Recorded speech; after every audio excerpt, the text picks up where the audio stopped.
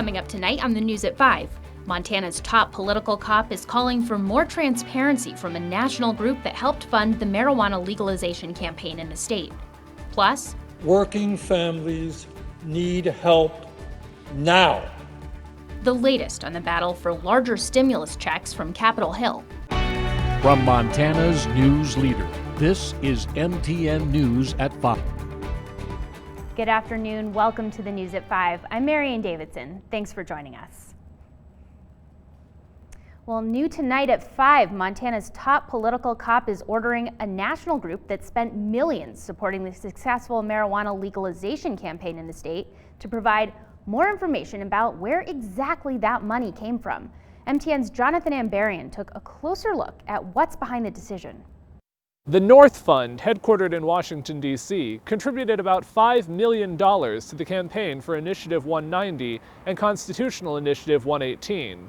The Montana Commissioner of Political Practices ruled Monday that because of that spending, the organization should have to reveal its donors. Commissioner Jeff Mangan made the decision in response to a complaint from Steve Zabawa, treasurer of the group Wrong for Montana, which opposed the marijuana measures. The North Fund made a series of contributions to New Approach Montana, the committee sponsoring I-190 and CI-118. Mangan ruled the North Fund should be classified as an independent committee, which must provide information about its contributors under state law. The fund claimed it should instead be an incidental committee, a group which is not specifically organized for the purpose of supporting or opposing candidates or ballot issues, and which is exempted from disclosing its donors. The North Fund argues election spending is only part of its operations, and spending in Montana an even smaller part. But Mangan said the group spent $12 million on ballot measures in other states, and since it didn't provide information on non-election spending, he wasn't able to establish they had a different primary purpose. A spokesperson for the North Fund declined to comment on Mangan's decision, saying they wouldn't speak about an ongoing legal matter.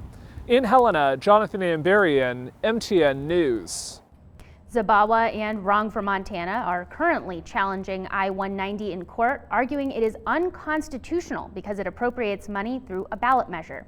However, the first provisions of I-190 are set to take effect on Friday. And check out this video of a very busy Highlight Reservoir south of Bozeman. Now, because of the mild December we have had across Montana, you might not think of ice fishing right now. But at Highlight Reservoir today, there were quite a few people doing just that, and others cross-country skiing, sledding, hiking, you name it. Experts say you need at least 4 inches of newly formed ice to stand and safely fish over a frozen body of water, and 5 inches or more to go out with an ATV or snowmobile. All right, now it's time for a check of our forecast with Andy Curtis, filling in for Curtis Grevenitz. That's right, and we've got some cooler temperatures for tonight, and actually the rest of the nights this week to end 2020 are going to get cold, so that's good for all those ice fisher men and women out there. But we're going to see a little bit of a warm-up as we get into Thursday and even Friday, Saturday, and Sunday. Calm out there right now, and not a lot of new fresh snowfall up a Great Divide, unfortunately, but the slopes are still open. Might get a little bit of relief, a little bit of snow in the forecast tomorrow, but it's a very slight chance and really won't accumulate much down the lower elevations. Ski hills might just get a dusting at the most, but that's a big maybe. Other than that, just some snow flurries blowing through and staying up pretty high. It's going to be windy over the next couple of days, but that also means it's going to be pretty warm. Temperatures in the 40s and even higher as we get into this weekend. Combine that with some sun, and we have got a warm start to 2021. I'll tell you more about the forecast coming up in the full forecast. All right, now taking a look at Montana's COVID-19 situation. COVID-19 deaths continue to climb even as active cases and hospitalizations fall to levels not seen in months. Local and state numbers show 5 additional deaths, raising the statewide death total to 979, while active cases have fallen to around 5,300.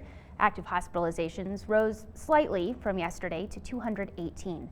Now, MTN uses a combination of state and locally confirmed data, and because of that, our numbers may differ from the state dashboard.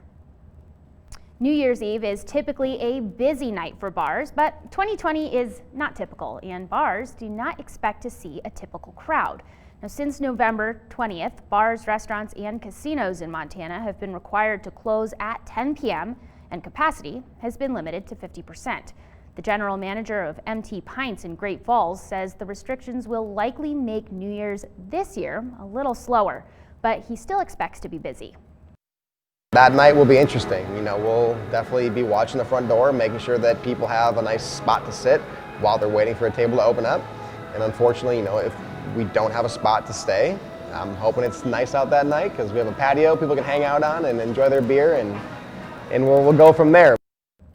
Well, tonight at 10, we'll have more from MT Pints, plus hear from a bartender about the impact the COVID restrictions have had. And 2020 has not just been a strange year for bars, the real estate market has been impacted too, but in a different way. Now, though the pandemic slowed a lot of the economy, the housing sector boomed. Buyer demand soared, bidding wars became frequent, and mortgage rates hit a new record low. The COVID-19 pandemic has kept people in their homes more than usual, creating a growing need for people to expand their space for their jobs and other activities. But will the end of 2020 also be the end of the current housing boom? Experts say probably not.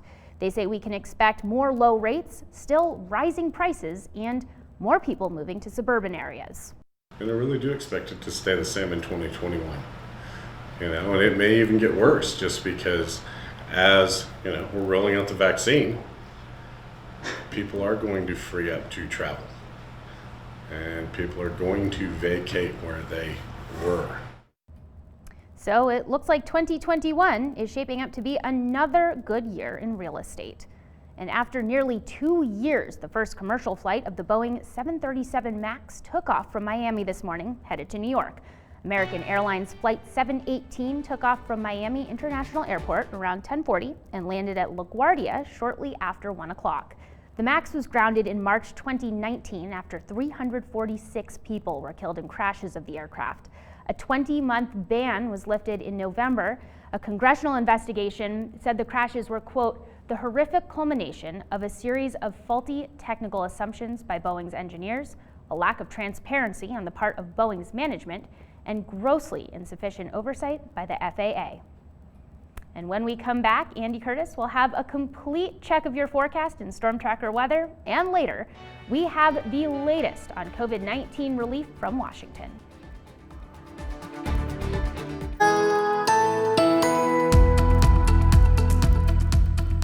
Welcome back, everybody. Andy Curtis filling in for Curtis Grevenance once again tonight. We're going to start things by taking a chilly look at Great Falls. 22 degrees right now, but it doesn't feel like that. It feels like 11 degrees around the Electric City. Temperatures are going to continue to drop and stay in the teens tonight as we get farther into Tuesday night, closer to Wednesday morning, but wind not so bad, only 10 miles per hour, so another uncharacteristically calm day around Great Falls. Take a trip down south, cold in Helena too, 28 degrees, 19 degrees is what it would feel like, so about a 10-degree difference between what's on the thermometer and what you're feeling. And again, the wind, not that bad. Another calm day around the capital city too. Calm day across the state, really. And that's the calm before the storm, so to speak. Not really a technical storm blowing in, but that wind speed is really going to start picking up as we get into tomorrow. Bright and early, winds picking up around Great Falls, speeds high teens, low 20s. Of course, along the Rocky Mountain front as we head into Wednesday, really picking up. Wednesday afternoon, early evening, it starts to calm down though, which is a rare sight and a very welcomed one. And into Wednesday night, not too bad. Thursday though, still a little bit early on, but as of right now, things should be back to somewhat calm Thursday. So really just one day at the moment, at least in the forecast of some really windy conditions out there. Temperatures, like we saw around Helena and Great Falls, are cold, and surprise, surprise, they're cold everywhere else. Havre 19 degrees, so it feels colder than that. 23 in Cut Bank feels colder than that. 20 in Lewistown feels colder than that. So it is a cold, characteristically December evening across Montana. Calm though, no real rain, snow, sleet, anything that will be on the horizon. immediately, but tomorrow we are expecting a little bit of snow, and I do mean very little, to creep over the western border of the state. And really this is going to just plant itself on the western side of Montana here. Kalispell, Rocky Mountain front up around Glacier. Up in the higher elevations, that's really where the snow will accumulate. If we do see a few flakes around the capital city, they're not going to really amount to much or anything. So snow sort of, but not really the snow that causes any kind of driving problems or benefits skiers out there. We're still going to be holding our breath for that big dump that's going to make those slopes oh so nice. Taking a look at the 7-day forecast for the Great Falls area. Like I said, very slight chance of snow tomorrow, very slight, 41 degrees for the high. Then Thursday and Friday, the wind not too bad, but picking up a little bit. 43 on New Year's Eve, 44 and good amount of sunshine on New Year's Day.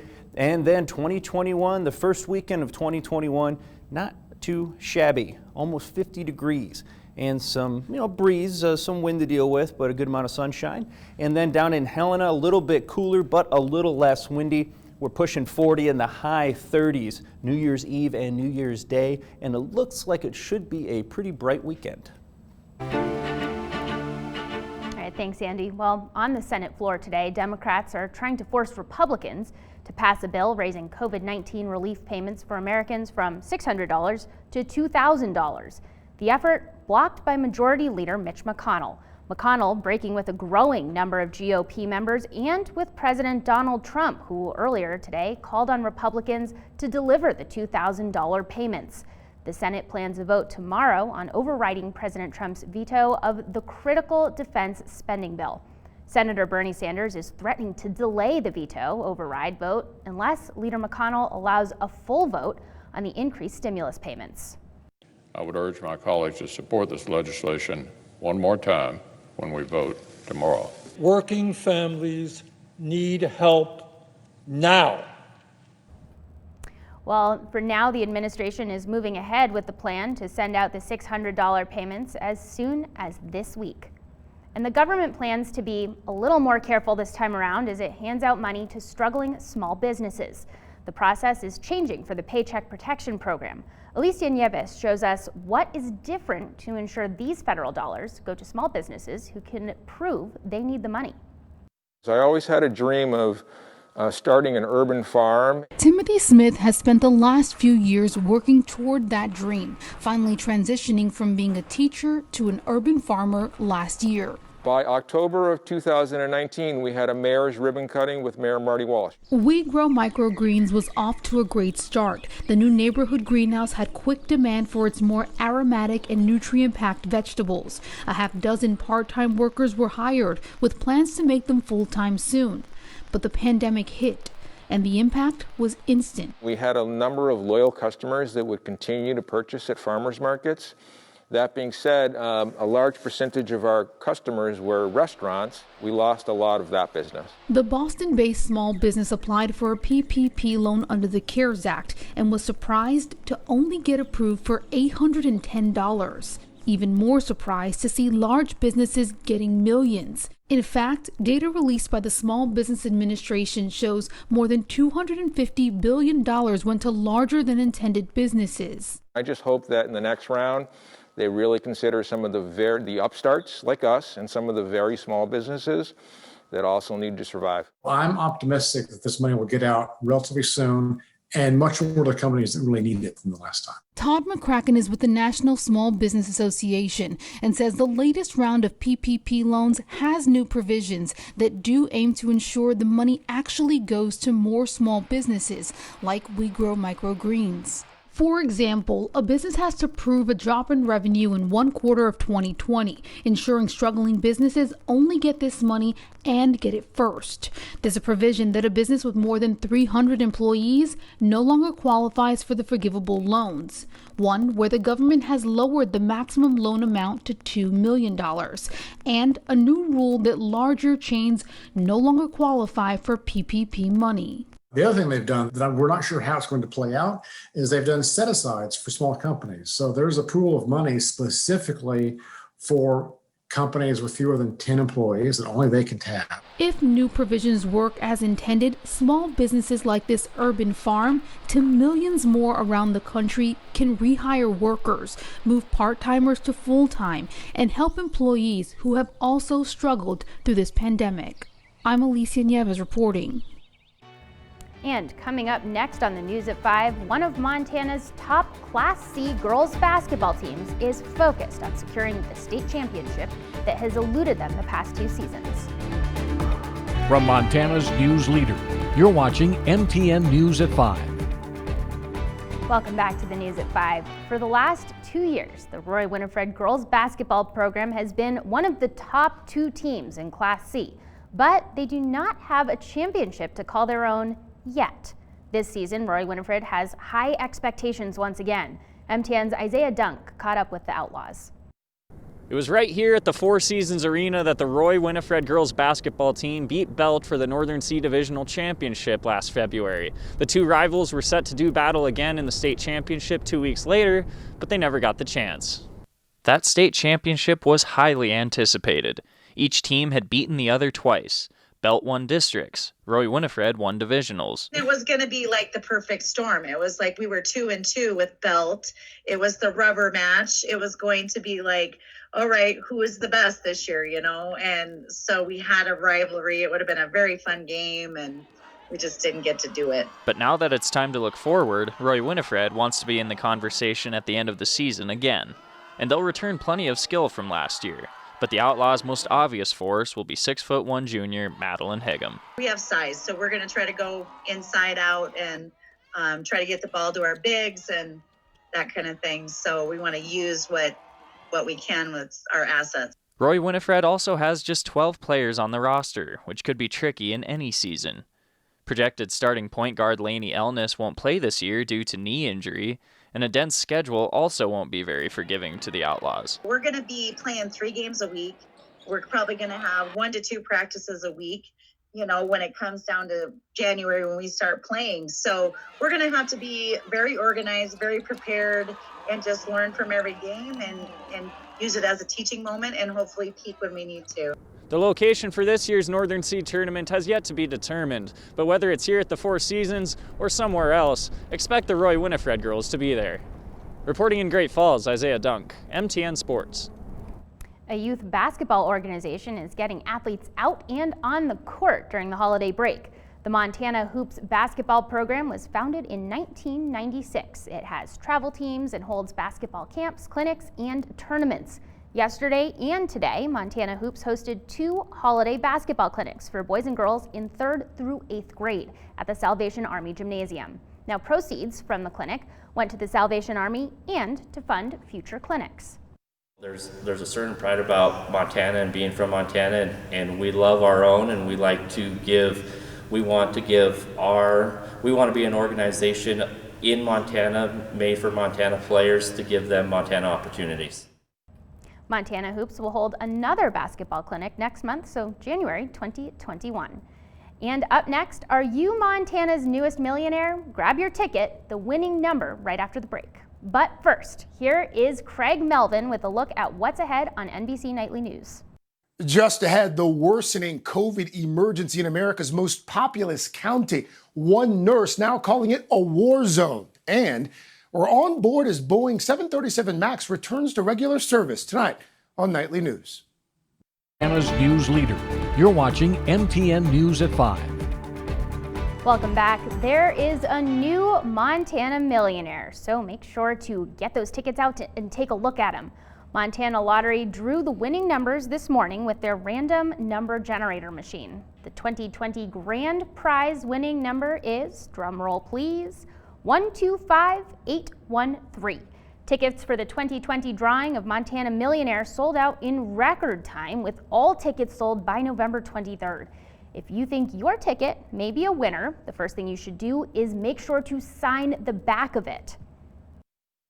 They need to sign the back of that ticket. That ticket belongs to whoever signature is on the back. So sign the back of it.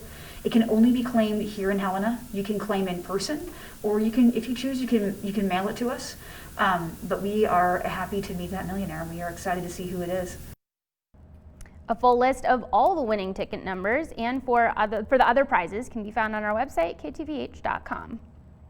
And a quick last look at the Helena forecast for the next couple of days. 35 for tomorrow, very slight chance of snow, and an even slighter chance of it reaching the ground and sticking around. So just a little, very little bit if we get any at all. Thursday and Friday, New Year's Eve and New Year's Day. Temperatures not looking too bad. High 30s, a little bit of a breeze on Thursday and into Friday, but plenty of sunshine too. So not a bad way to end 2020. And then in Great Falls, a little windier and a little warmer. All right, thanks for making us a part of your evening. NBC Nightly News is next.